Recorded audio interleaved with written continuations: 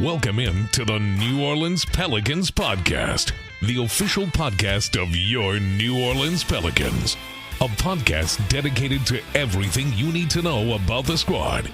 Hear from players, coaches, broadcasters, and those who cover the NBA on a daily basis. It's time to flock up. The New Orleans Pelicans Podcast starts right now. Hello, everyone, and welcome again to the New Orleans Pelicans Podcast, official podcast of your New Orleans Pelicans. Mr. Jim Eichenhofer, dressed in red like Santa Claus, and I'm Gus Kattengell. I'm not looking like an elf, though. I don't know. I'm not elf on the shelf, though, right? I would have to be dressed in red. You know, I didn't do this on purpose, honestly, that I wore red today. I did do it yesterday on purpose. I wore a red sweater to the game, so... But I wear red a lot here. It's not really an intentional thing. It just happens to be the color that I have the most of in my closet. So I hear you. Well, Carver's favorite color, my son, is red. And smart kid. He's also wearing a red Pelican sweatshirt behind me. There you go. Himself, so there you go. Last night, the Pelicans, game 2 of the 5-game homestand, taking on the Denver Nuggets. And we talked about it in the radio roundtable back on Friday. Was it Friday? Yes, Friday. Always Friday. Yeah. Going into the homestand, John DeShazer, Aaron Summers, yourself. You want to see a certain level of energy from this basketball team and in playing. And we absolutely saw that a night ago as they gave the Denver Nuggets everything they wanted, if not more, getting up by as many as 17 points. This is what it sounded like on the Pelicans radio network. Aaron Summers, Todd Graffanini with the calls. Murray lost it. Great job, Herb Jones. Taken by McCollum up the floor. Herb, alley-oop tray, and a right-hand throwdown. That'll get the people up out of their seats and cheering here on a Sunday night. Defense leading to offense. You love the transition there. Pels up 11-10. Hawkins off the curl. Papa straightaway three. Front iron no good. Rebound Jokic. Chests it up the floor to MPJ. And Hawkins with the block, and it deflects right to Brown, and there's Hawkins again to rip it away. Talk about some defense by Hawks. Jordan Hawkins single-handedly saved 2 points. You got to call 2 blocks on that. McCollum around Yves Missi picked to Trey Murphy. Deep left wing three. Yes! Ooh, real deep. So the streak continues for Trey Murphy. 2+ threes now in 22 straight games. That's an NBA high.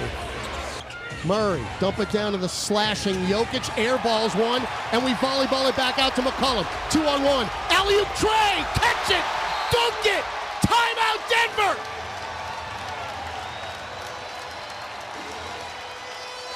It is a thing of beauty to hear this arena loud and proud, and the Pelicans, Aaron, running and gunning off the misses and the turnovers. The big question mark was, can the Pelicans sustain the energy that they had in the first half of play? And they absolutely have here in the third quarter. They are running and they are throwing it down against the Nuggets. That all started from Yves Missi, who blocked Jokic's point-blank shot, and that led to the fast break. Yves Missi is everywhere tonight. Whip it over the top to Westbrook. Lost it! Steal Missi. Get it to McCollum. Chest it to Hawkins. Fake the three. And now the mid-range. 15 feet for Hawkins down. There you go, Hawk. Way to come right back in the game and be effective. Double figures for Jordan Hawkins. He's got 12. 100-96. Your double-digit lead is now 4 in a blink of an eye. 13-4 run. Hawkins off the curl. Line drive three! Buried it right at the top. Stay hot, Hawk. That is just filthy. 25 for Hawkins. You're down 1. Dejounte to CJ. Papa straightaway three! There you go, CJ McCollum. Getting the bucket when it matters. Well beyond the arc for Christian James. 119-117, 45 seconds left, you're up 2. Now Joker down, low block by Missi. Are you kidding me? And now a late whistle. Wow. They call a goaltend on Missi. That's unbelievable. Kick it to Westbrook, double pump. Crosses over, goes left baseline, throws it up, no. Tipped up in the air, and it's taken off the rim by C.J. McCollum. Shot clock, game clock, 2 seconds apart. They played around too much. You're down 2 points. McCollum drives, pops, left elbow. No. Rebound, Jokic. Shot clock is off. Outlet pass to Jamal Murray, who's fouled at the timeline. All right, Jim, absolute heartbreaking losing that game in overtime, 132-129. So much you can go into this game here. Look, they got up by 17. They suffered one of those dreaded quarters, but managed to get that game in overtime. You had looks there at the end. In the last couple of games, you've had looks at the end to either win or tie it. So it's so strange to hear the team say that they're getting closer to winning, but that's just where you are right now. When you lose this many games in the season, you have to find a way to win again, and that's kind of where this team is right now, huh? Yeah, I mean, it had been a while since they had a double-digit lead in any game, and then they had it 2 games in a row, both of them over the weekend. I mean, they were up 14 on the Knicks on Saturday, and then, like you said, 17 on Sunday against the Nuggets. So it just feels like there's always a sequence, whether it's a quarter that's a killer, or I think in the second half, Sunday, there was a stretch where the Pelicans were up by 10, and the lead instantly went down to 4 or 5 because the Nuggets had a and one, and there was a flagrant foul on the same possession.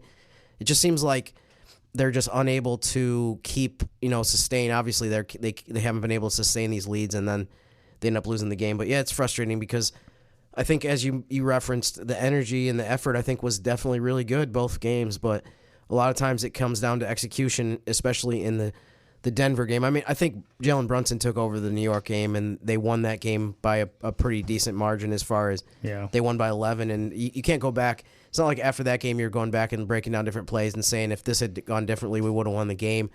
But Sunday, unfortunately, was definitely the case where it came down to, a couple plays at the end and just things that you wish you could have back. Yeah, to your point, that Knicks game, look, it's just one of those things where in that 104-93 loss, Jalen Brunson got hot. You got to see what they were trying to do there. And, again, that's why it was interesting because you'll hear it in his post-game sound. It sure didn't look like that team played the night before. And I think that's something I guess maybe you can focus on as a positive. But this is what I was talking about after the game, Yves Missi.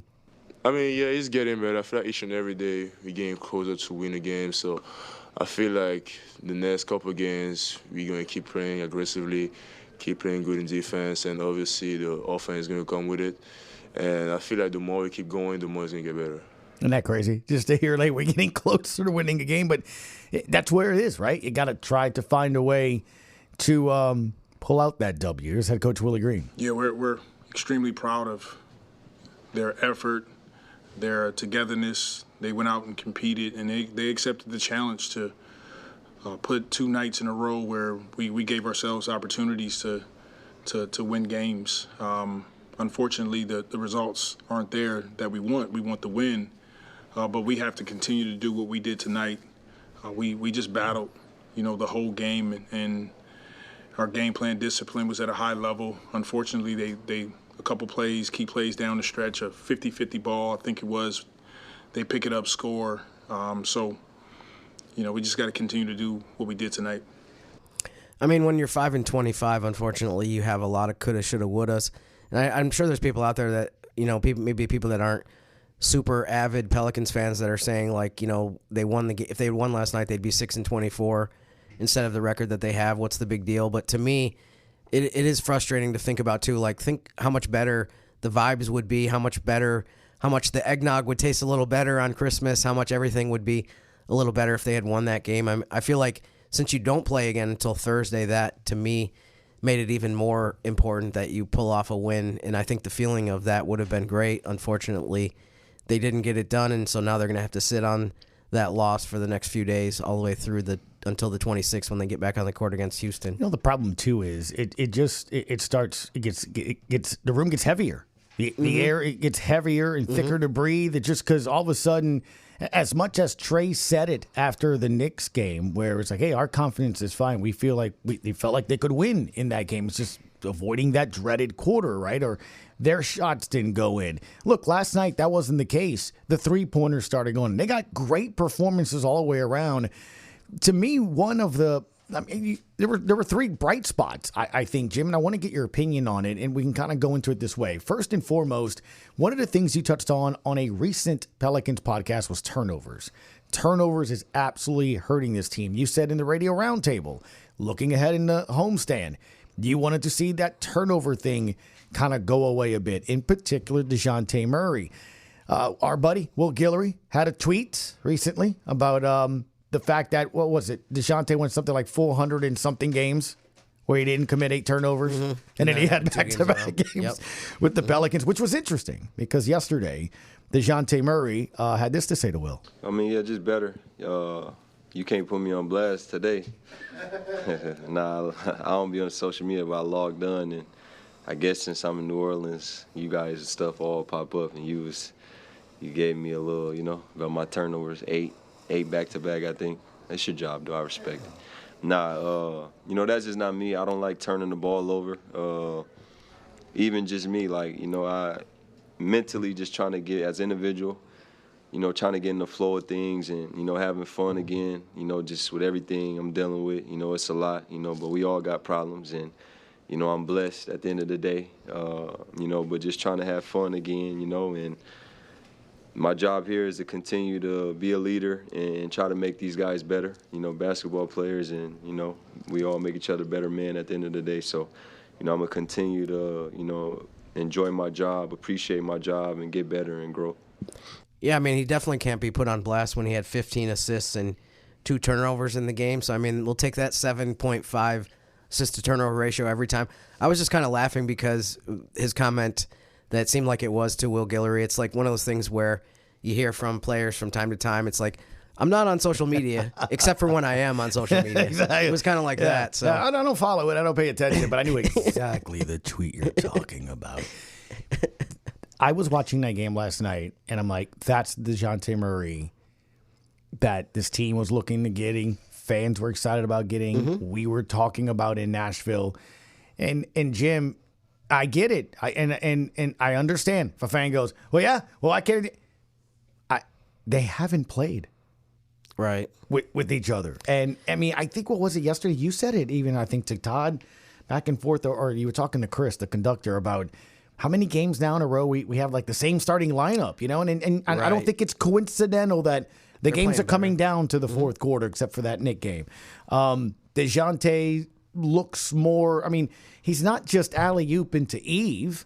He was alley-ooping to Brandon Boston yesterday. Mm-hmm. I mean, he's feeling He's getting more, a better feel for his teammates, right. for sure.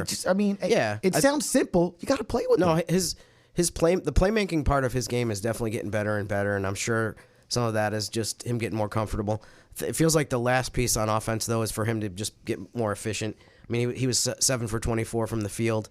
Hopefully he's not listening to this podcast right now to hear me say that. But you can follow him at @Eichenhofer. But no, there's no doubt that he's making strides, and like you said, that's one of the reasons why they're in these games against some of the better teams in the league and almost beat Denver for a second time in a span of like 6 weeks. To your point, though, how much of that offense is getting your legs back, right? I mean, it's a lot of energy to play on the defensive end, a lot of energy to do an assist and doing that. The reason I say that is because listen to Jordan Hawkins yesterday, Aaron Summers in the locker room asking about his offense. Just finding my shot, hitting my shot, just letting the game come to me, just getting my legs back and everything. So. Okay, so that's Jordan Hawkins saying, I need to get my legs back and stuff, right? Yeah, I mean, it's definitely part of it. I would say Hawk is still at that point where I think he's only been back for 3 games, so it's definitely a bigger factor for him, especially since, he's not playing 35 minutes every game, so it might take even a little bit longer. So, yeah, I mean, over time, you would think that the more games that you can play, the better you're going to shoot. I'm going to get into this a little bit later in the show, but, I mean, some of it, too, is like shot selection and how much you think you have to do, I think is a big factor right now in terms of the direction that we see the team overall or certain players. So sometimes you just got to calm down and just be like, I don't have to do it all on my own, but I'll talk about that a little bit later. And that's how you get 15 assists. Right. I mean, you have to trust other guys to make the shots. Willie Green? I love that he's battling, even though his scoring may not be where he wants it to or his efficiency, he's going out, he's finding his teammates. He's super engaged on the defensive end. Tonight, 6 steals, 15 assists, 8 rebounds. I mean, that's incredible that he can impact the game in so many different ways. And he's just got to continue to stay with his shots, get to his spots, raise up, and keep playing the way he's playing, and it'll turn. Yeah, I mean, it's interesting. He mentioned the scoring and the efficiency, which kind of goes hand in hand a little bit. But, I mean, to me, this might not be possible. This is easier said than done given the situation of the team with certain guys that are out from injury. But to me, I'd rather see him score 12 points on 4 for 8 shooting than have 20, but he's 7 for 24, like I mentioned last night. So that's the efficiency part of it to me is really crucial, especially from the point guard. Just that but he might look at it like I need to score more because we have so many guys that are out right now, including your 2 main primary scorers that can get you 25, 30 points any night with Zion and B.I. both being sidelined. Yeah, and to your point last night, it just Trey Murphy. I mean, guy's having a great game. He's doing not that it has anything to do with me, but once again, another game where he's dunking, playing above the rim, shooting the 3, being that offensive guy that we all know. That's the reason why he got that extension, man. It's great to see him grow by the game, getting those starter minutes and doing that. And it's one of those freak things. Goes up for a shot and like Brandon Ingram lands on someone's foot. And we're not surprised based on the way the season has gone, unfortunately. Right. I mean, I almost feel it's barely crazy phases me you at would this think point. that would happen so much more. But it's just, I mean, it's just, it's tough to see Dejounte Murray on seeing Trey go down. I mean, it's tough, seeing just all these freak injuries, mentally it's tough, because, I see guys like that just work hard every day.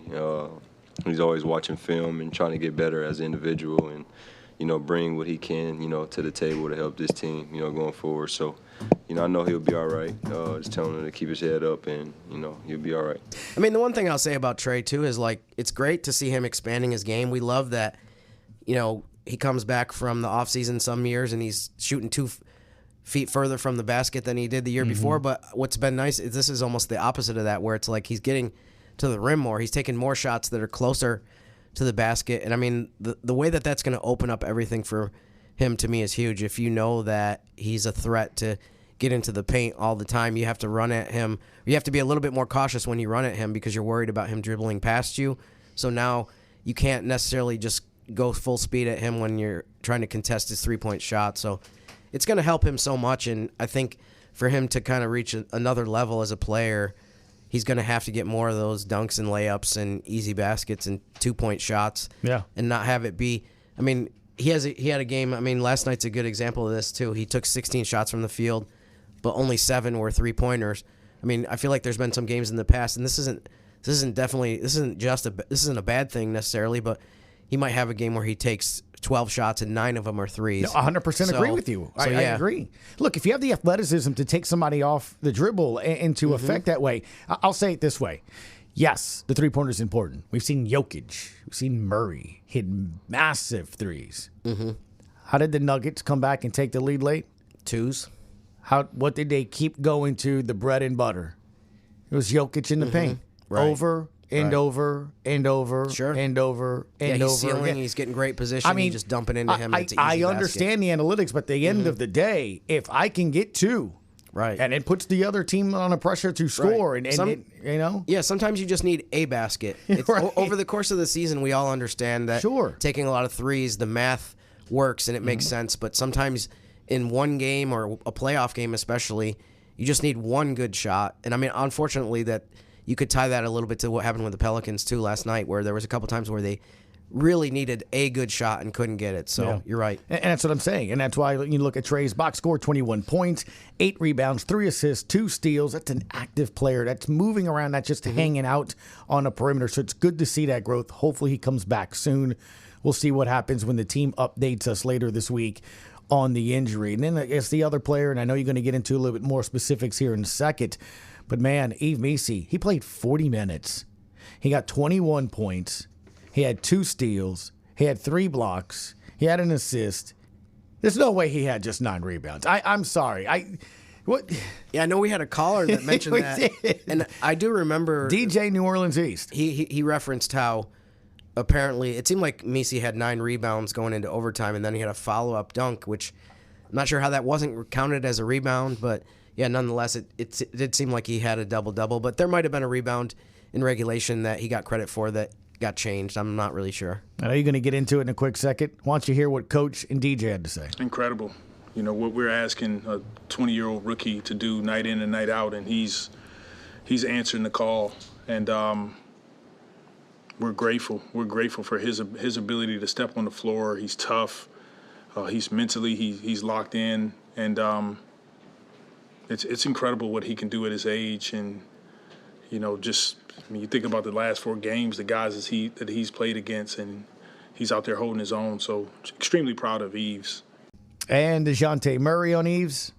Just telling him to continue to enjoy these moments, you know, the ups and downs, you know, because everybody could enjoy the moments when everything's going good. But, you know, obviously as a team, we're not winning, you know, but as an individual, you see the growth, you know. I mean, I see the growth from the moment I got traded and seen him in the gym to now, just everything. And you kind of want him to just enjoy his journey. You don't want him to rush his journey and think he got to be great today, you know, but just continue to get better, you know. And, you know, I'm proud of him. That's the MVP over there, you know, and he showed it in that fourth quarter especially, you know, why he's back-to-back MVP. And, you know, for you, just keep on working and, like I said, being a sponge of learning. One of the things, Jim, that we talked a lot about with Yves Missi is his ability to learn and absorb the information. And I thought this was really cool. And we'll talk a little bit more about this here in a quick second.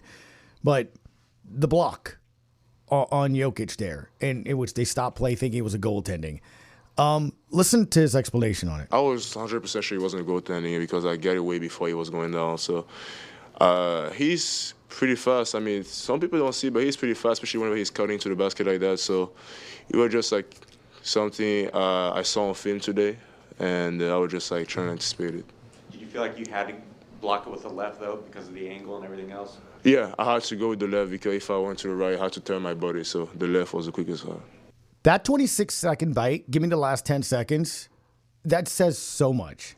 Mm-hmm. Something he saw on film, I'm assuming that's walkthrough. Right. And then seeing it in real time. And again, that's late in the game. Mm-hmm. That's not the first quarter, second quarter, still fresh in your head. This is fourth quarter, late in the game on that block. And then also understanding, while he knows what he's going to do, how to go about blocking it. And I know it sounds simplistic maybe to fans, but understanding if I go with this hand, it's a foul. Mm-hmm. If I go with the other hand, it's a block. I can't. When I heard that, I could not wait to get your opinion on That's that. a great clip. I mean, it speaks a lot to his preparation level, the fact that he's that locked in to specific stuff that he has to watch for from Jokic. And I mean, like you said, too, you mentioned the walkthrough part of it. It's not like they had 3 days to get ready for this game. He had to immediately put the Knicks game in the books and get ready for the Nuggets game and not have less than 24 hours to prepare. So, yeah, I mean, credit to him for the way that he played against the Joker. I mean, that was really impressive. He's had some really good games lately, but to be able to do that, and I think for a lot of the game he outplayed Jokic. So, I mean, that clip kind of just shows, though, his mentality of where he's coming from. And I think, I mean, even if you didn't know anything about him, you have to love the way he plays, but listening to him makes you like him even more. All right, so we did mention to start the podcast how Jim is dressed in red and he looks just like Santa Claus. So I figured, well, let's just continue with the theme here. Give me a Christmas Pelicans wish list here, because my son is tasked to mail a letter to Santa. Mm-hmm. It's very lengthy, by the way. Mm-hmm. I hope it's already pages in the mail. Things are a little slow sometimes in the mail. Around here. He's yet to understand that the list has to go out. Like he keeps wanting to add to that list, man. I mean, it's closed. Quite a dilemma. It's closed. So give me a Pelicans wish list. Okay, so here's the things that I would like Santa to have under the tree on Christmas or in the near future. The first one is I want the Pelicans to get out of the bottom 5 in 3-point percentage. Right now they're 26th at 33.2%. We've seen with the track record that this team has in recent years that that's an anomaly. It's not something that we would expect, and I think that's something that we can reasonably tell Santa, like, can you please bring us less coal from the 3-point arc and more blessings? So, number 2 on the wish list, for Trey Murphy to be healthy, that's the first part of it with him. But also just for him to continue playing the way he's played. 5 out of his last 6 games, he scored 20 points. I feel like we're seeing a different dimension from him with him getting to the basket, him scoring around the rim a lot more, which is raising his efficiency, making it easier for him to have 20-point games night in and night out because he's not relying on so much on the three-point shot as we talked about earlier. On the third item of the wish list is for Jordan Hawkins to keep showing the promise that he's shown lately. When he's played 30-plus minutes this season, which is he's done 5 times, he's averaged 19.4 points. He has 4 games this season of scoring 20-plus points as well. So, Santa, just keep letting Jordan Hawkins have opportunities to score. Let him just continue to blossom. I feel like, unfortunately, part of the season was sidetracked by the back injury. Hopefully, he'll be able to just stay on the floor. Santa wish list number 4 item is, and this is actually not going to be able to happen in December, so it's okay. It's okay if you. Well, don't we have like Christmas in July or something like that? Yeah. How about Christmas in April, May? Yves Missi wins Rookie of the Year. Oh. So right now on the NBA.com rookie ladder, Stephon Castle is number 1. Jared McCain is number 2. Santa, I know you have a lot of influence with people. Can you talk to the voters? Maybe give them a little bit more under the tree. Maybe that'll influence them with like a Pelicans logo on whatever you give them, just to kind of push them towards Yves Missi. So that's number 4. Number 5 on the wish list is for the Pelicans starting guards to get hot. Right now, Dejounte Murray's shooting 36% from the field over the course of the season. We know if you look at his track record, as we've talked about with John DeShazer, the back of his baseball card tells us that that's fluky, that he's going to bring that way up.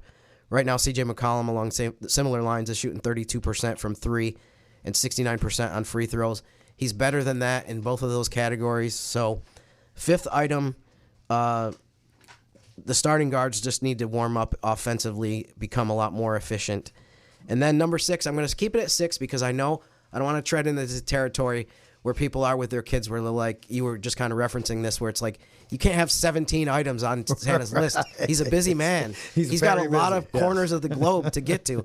So item number 6 is just kind of a general thing. I want everyone on the Pelicans roster, even though, again, this is so much easier said than done, and I understand the human nature part of sports, but everyone just needs to relax, stop trying to do too much, just realize that you don't have to do everything by yourself. I mean, let's think about it for a second, Gus. Rudolph had plenty of help. Oh, Rudolph was the star. That is very true. But he also had, what was it, Donner, Blitzen, Cupid. I can't remember the other ones. Is it Cupid? Who do you know the Rudolph, Donner, Blitzen, Prancer, Dancer. Dancer, that's right. Yes. So the moral Comet. The moral of the story is that it only takes 3 people to know all of the. And I think we probably still miss some. But anyways, the point is that you don't have to try to do it by yourself. I feel like there's times when guys are like, we have the record we have, we're on a losing streak. I'm going to be the one that's going to pull us out of this. And I feel like a lot of times when that happens, things just get worse. So however you can, try to just rely on your other teammates, rely on the other reindeer to get the job done. And that's my Christmas wish list for 2024. Hopefully we can get at least a few of those. Maybe I'm being greedy to ask for all of them, but if we can at least get a few of those to happen, I feel like we're going to be in a much better mood in 2025. I think that was really well done. Thank you. Really well done. I mean, really, honestly was. I appreciate that. I don't know about you, but I run into the problem where I confuse the dwarves with the reindeer. Like I was going to call one Grumpy or something, Sleepy. And Grumpy the reindeer? Yeah. I was good. I don't know. I just know I was struck. For some reason, Donner and Blitzen always jumped in my mind, but the rest of them are just I have trouble with. So. Well, I mean, the song, right, with Rudolph the Red-Nosed Reindeer, it starts with, Dancer and Dasher, Comet and Blitzen. Yeah. Cupid, Donner, and Blitzen. Yeah, there it is. And do you recall? Anyway. There it is. Well, it's a Monday. Thankfully, Jim is always our Friday.